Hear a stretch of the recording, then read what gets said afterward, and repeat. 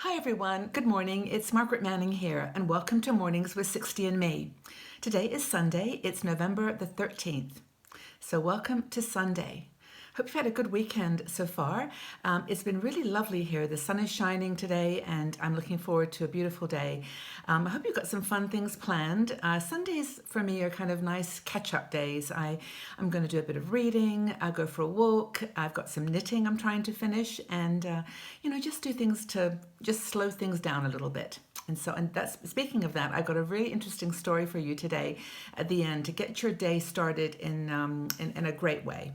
And I'm drinking my cup of tea this morning. I have got my Puka Love tea, which I love, and I love the theme. It's lavender, rose, and chamomile. So it's a really lovely, easy, gentle tea. And grab a tea or coffee yourself, and we'll go through the world news. And as I said, I've got a couple of stories I want to share with you to get your day off and to a great start. I've also got the winner of our contour makeup brush and a little special announcement that I want to make at the end today. So stay tuned. All right, so let's go through what's going on in this world of ours.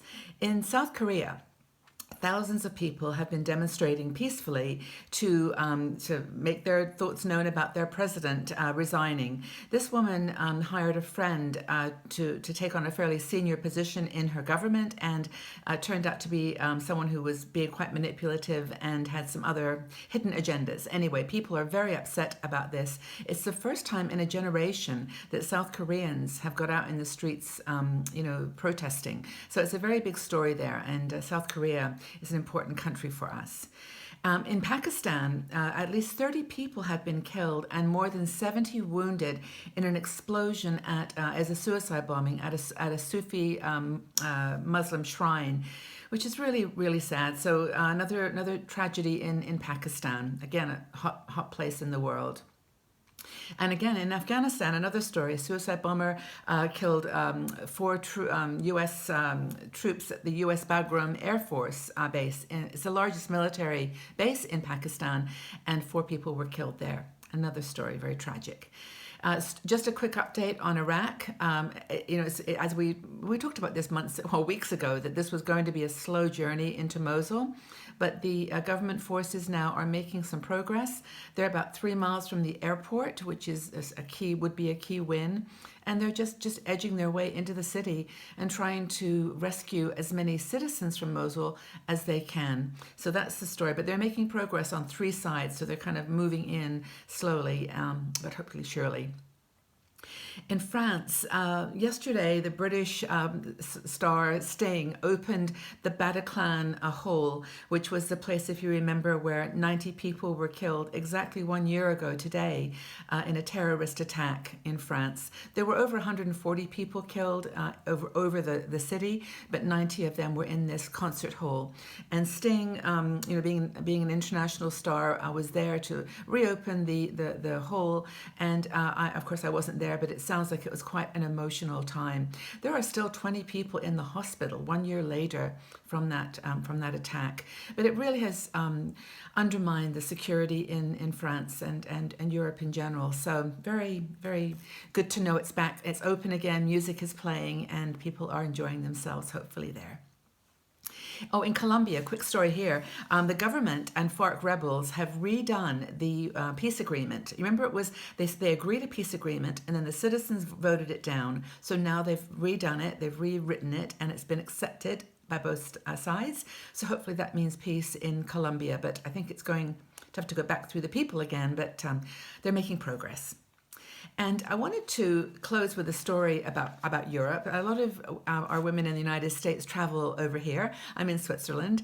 And it turns out that, well, I've always known this when I've traveled in Europe, that there's a bit of a love-hate relationship with tourists, that we obviously give them a lot of money and feed their economies, but we're also, taking the housing and the rooms and the resources of the city.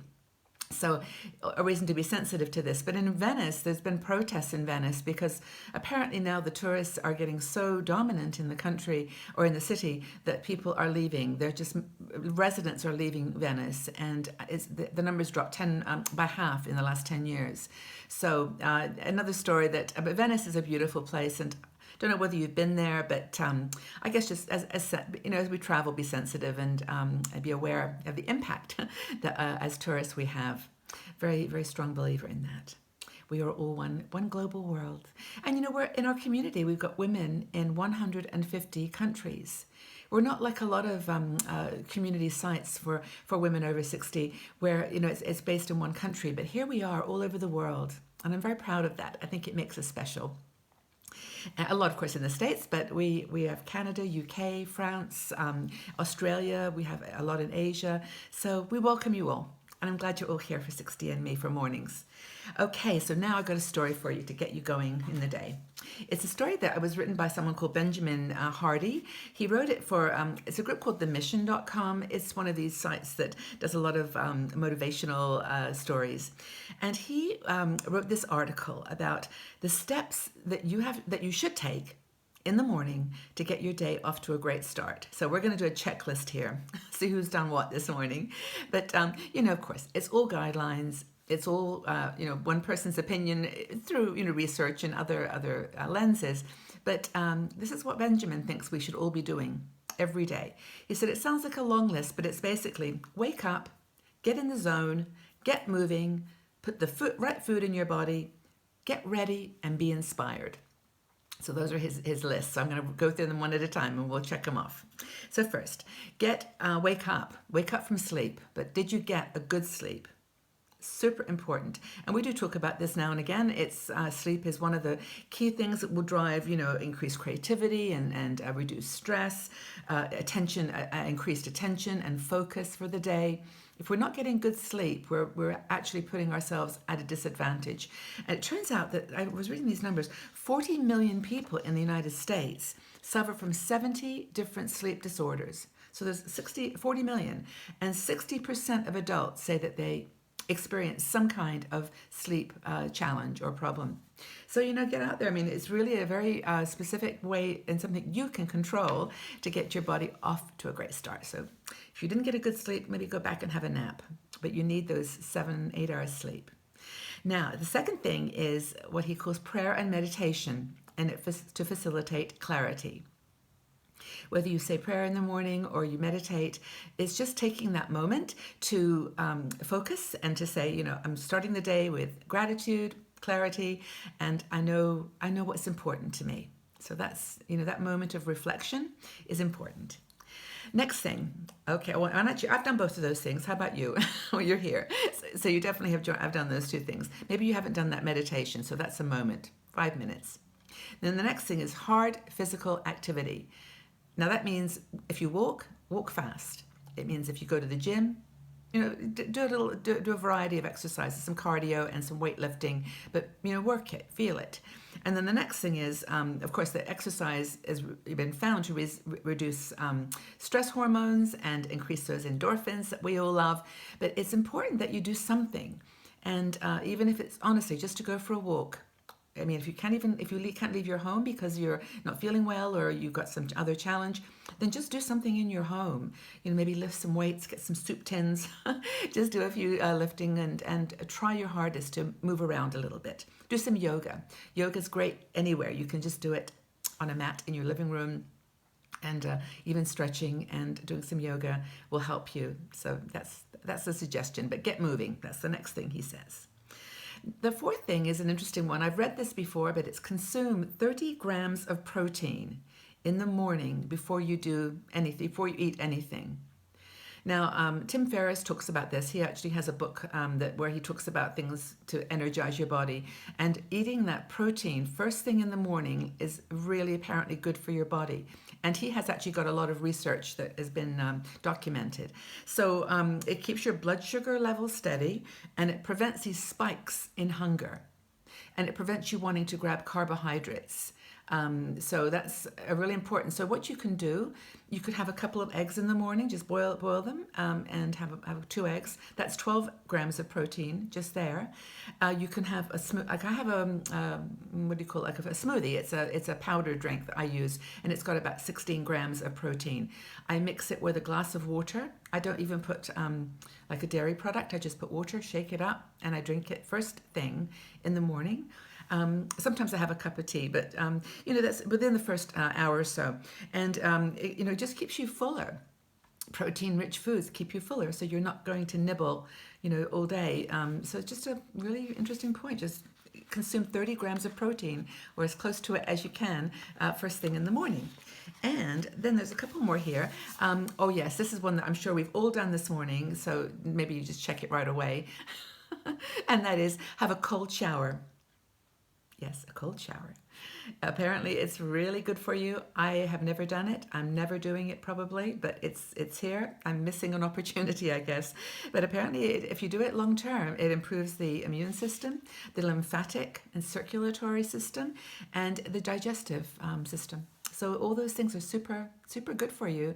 So if you can bear it, to go and have a cool shower, that might be a great way to start your day.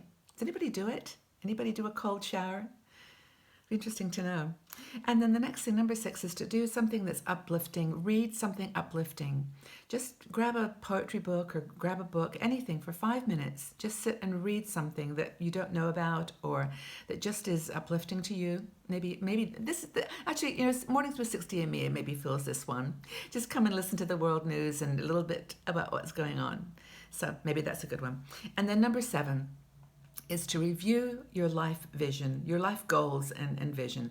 And this is like something that you can do. It doesn't have to be first thing in the morning, but sometime in your day. Just sit down and think, what are my goals in life? Short term, long term. What am I trying to achieve? What's my purpose? And, dwell on it so long to get yourself tied up in knots, but just think about it. What are the things I'm trying to accomplish? What are my goals? So anyway, I think those are really good things. Oh, actually, there is an 8th thing he says, and that is once you've done that assessment of your goals, then do one thing today that moves you towards that goal. So if it is to lose some weight, obviously you've got some good ideas in the early routine in the morning. But then, if that's your goal and it's a priority, then just do something today to cut back on, just controlling your input of food that isn't going to help you in that goal. So that's it. Those are 8 things you can do. And he says, by those things, you're going to be happier. You're going to be, a better sort of balanced person, and you're going to live a better life. So that's Benjamin's suggestions for the day. So that's it. Now, I wanted to mention our beautiful little contour makeup brush. We had so many people. Thank you for your comments. It's always wonderful to hear from you every single day, and I just love your feedback. And I've decided, I chose a name. Her name was Christina Dobson. Christina, this is your little makeup brush. It's actually really cool. And if you send me your details, I've written a little note to you to just send me a note and your mailing address, and I'll mail it to you. So thanks to everybody who left comments, and I honestly treasure you all here every day, every single day. Okay, so that's the news and views of the day, and I've got a little message for you here. Now, I am going to be traveling for the next 2 weeks. I'm going to be on the road. So I'm going to focus our Mornings with 60 and Me show, on great conversations and not include the news headlines. So we can have a conversation on various topics. I'll be here every day to guide you through that. And also, I'll be joining the conversations just like I always do. But I hope that's going to be fun for you. I've got some really good things planned, and I look forward to the engagement. It's going to be wonderful. So that's for the next 2 weeks. And so that's it. But I do, before we close, have a question for you for today. Let's help to get some conversation going now. And that is, what goals do you have for the future?